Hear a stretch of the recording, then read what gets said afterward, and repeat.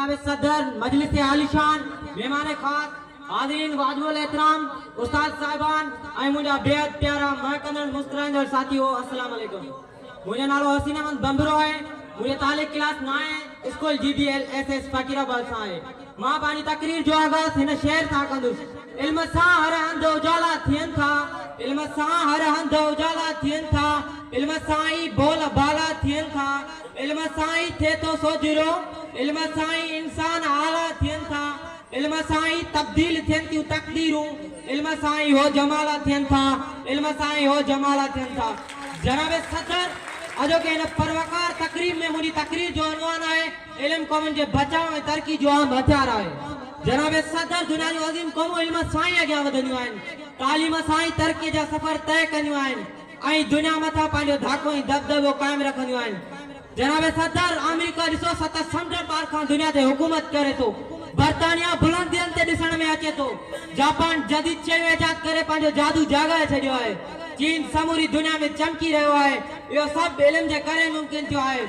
जनाब सदर इल्म खां सवाइ ऊंधे अंधेरो आहे, मुफ़ली ऐं मायूसी आहे, तबाही ऐं बर्बादी आहे, रुञ ऐं सुञ आहे। तंहिं करे असांजो नबी करीम हज़रत मोहम्मद सल्लल्लाहु अलैहि वसल्लम जल ख़ुदा जो किताब क़ुरान शरीफ फुरकान हमीद गणियो त सऊदी अरब जहिड़ो रेगिस्तान में इल्म जी रोशनी सां मुनवर बणिजी पियो।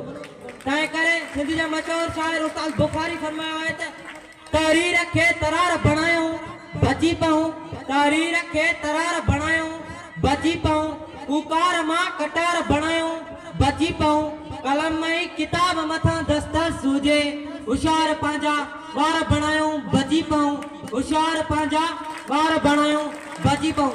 जनाब सदर जहालत जंगियूं कराईंदी आहे, जहालत वसंदड़ वसनी वीरान कंदी आहे, जहालत जरगा कराईंदी आहे, जहालत तबाहियूं ऐं बर्बादियूं कराईंदी आहे, जहालत झुकाए निमाए विझंदी आहे।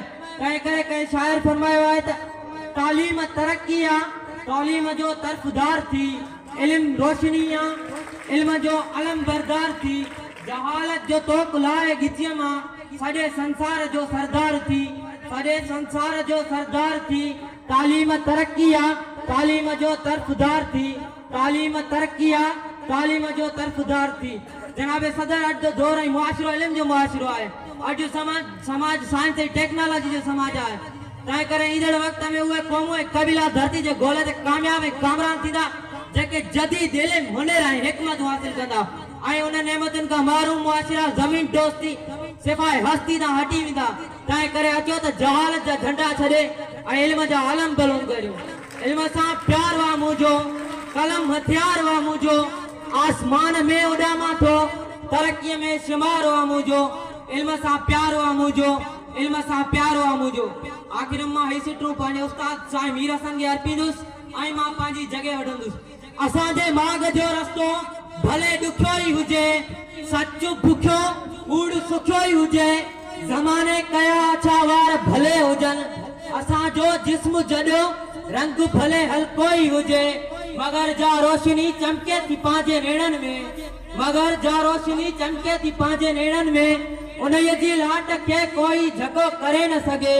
जिस्म हाणे झूनियूं आहे मगर जोश जवान आहे पंहिंजो, जवान जोश जे परवान खे कोई रोके न सघे, जवान जोश जे परवान खे कोई रोके न सघे।